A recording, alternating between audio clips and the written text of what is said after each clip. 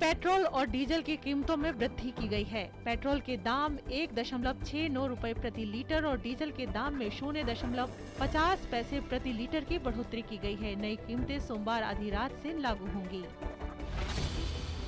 Agusta Westland helicopter सौदे में CBI से पूछताछ किए जाने के बाद सोमवार को पश्चिम बंगाल के राज्यपाल एम.के. नारायणन ने इस्तीफा दे दिया है। केंद्र में सत्ता परिवर्तन के बाद से ही नारायणन पर इस्तीफा का दबाव था।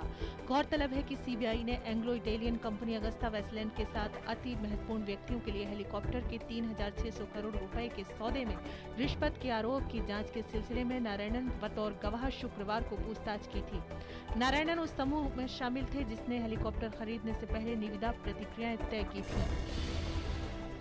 बिहार के किशनगंज रेलवे स्टेशन पर खड़ी Malda new Jalpaiguri passenger train के सामान्य डिब्बे से 8 शक्तिशाली बम बरामद किए गए हैं। किशनगंज रेल थाना के प्रभारी ने बताया कि रेलवे पुलिस गुप्त सूचना के आधार पर किशनगंज से गुजरने वाली सभी रेलगाड़ियों की जांच कर रही थी। इसी दौरान ये बम बरामद हुए हैं। इस मामले में फिलहाल किसी गिरफ्तारी की सूचना नहीं है। तमिलनाडु की मुख्यमंत्री जयललिता ने श्रीलंकाई नौसेना द्वारा गिरफ्तार किए गए 28 भारतीय मछुआरों की रिहाई के लिए सख्त राजनयिक कदम उठाने की मांग करते हुए सोमवार को प्रधानमंत्री नरेंद्र मोदी को पत्र लिखा। उन्होंने लिखा है कि भारत सरकार को IAMBL को श्रीलंका के साथ हल कर दिए गए प्रश्न के तौर पर नहीं देखना चाहिए, क्योंकि कच्चा तीवु द्वीप का स्वामित्व और 1974-1976 के समझौते की असंवैधानिकता भारत के उच्चतम न्यायालय में विचाराधीन विषय है।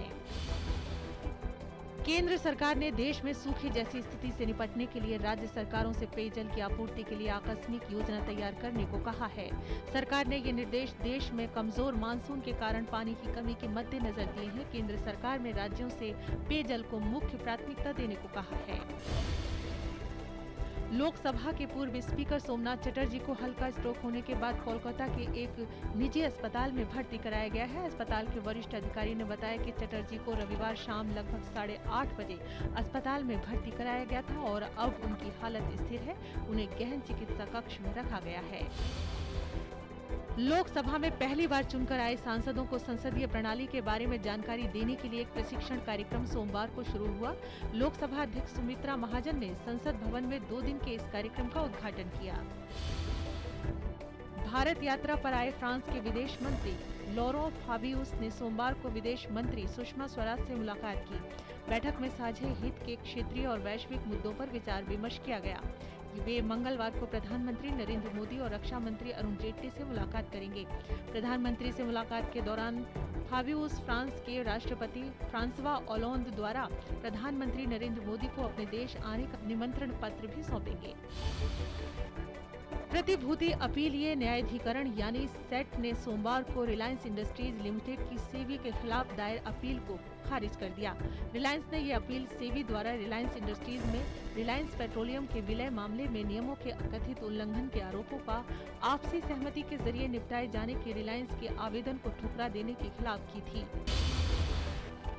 मजबूत वैश्विक संकेत और कच्चे तेल की कीमत में कमी से हफ्ते के पहले कारोबारी दिन सोमवार को बाजार में शानदार बढ़त दिखाई दी। सेंसेक्स 314 अंकों की मजबूती के साथ 25,414 के स्तर पर बंद हुआ है। वहीं निफ्टी 102.5 अंक की उछाल के साथ 7,611.5 के स्तर पर बंद हुआ है। दिन भर के कारोबार में छोटे और मझोले शेयरों में भी जमकर खरीदारी हुई। BSE के सभी प्रमुख सेक्टर इंडेक्स हरे निशान में बंद हुए हैं। पावर, कैपिटल गुड्स, फार्मा और बैंक शेयरों में सबसे ज्यादा खरीदारी दिखी है।